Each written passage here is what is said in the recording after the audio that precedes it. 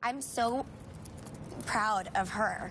You know, it makes me so happy, and that's why, like, we've held hands this whole interview. This whole time, yes. Sweet moment with her mom there, Demi Lovato, holding her mom's hand, Diana Lagarza. During that 2013 interview with Kit, Diana wrote the memoir, Falling with Wings, a mother's story about her and her family's addiction struggle.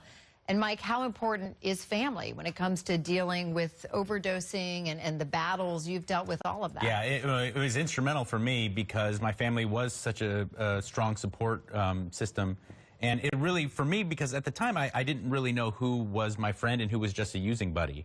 So to have my family there who I knew loved me, for me, it was instrumental.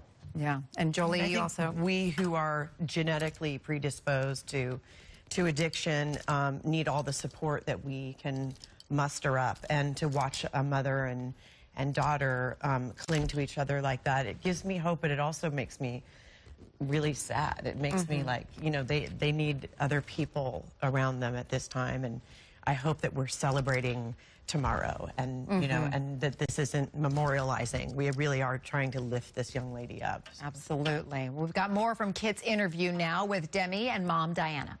I'm very, very good at manipulating people. There were times where I just continued to lie. I made sure that everything looked okay on the outside. So how? Like, what would you do?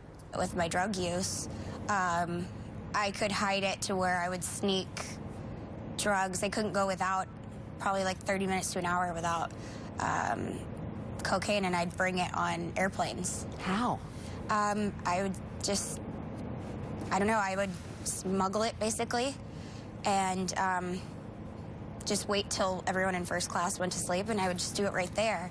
Or I'd sneak to the bathroom and I'd do it. That's how difficult it got, and that was even with somebody who I had a sober companion, somebody that was watching me 24/7 and living with me. I was able to hide it from them as well. Revealing the depths of her deception and drug abuse with her mom by her side, Demi was candid and totally honest when talking about that dark phase of her life. For you, what was the lowest point?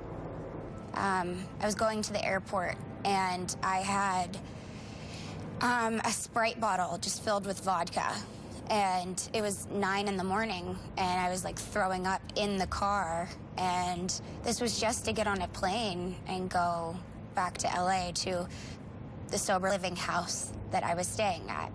And, you know, I had all the help in the world, but I didn't want it.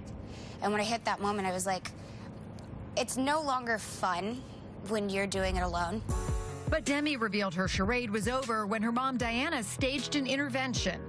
My mom specifically said, you know, we're going to move back to Texas, and you're not going to be able to be around your little sister. I couldn't allow her at that point to be around her little sister because of the things that we found out that really were going on. And so when I said I'm moving back to Texas, she knew that I finally meant it that time.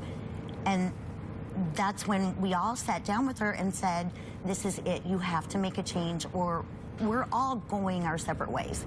And that was the last time, and that's when the big turnaround happened, and it happened that night, that very night. Let's hope there's that turnaround again this time. Well, her sister Madison is now 16. She's also an actress. She played Eva Longoria's daughter on Desperate Housewives. And straight ahead, insight into Demi's struggles from the man who helped save my life. Dr. Drew Pinsky, straight ahead.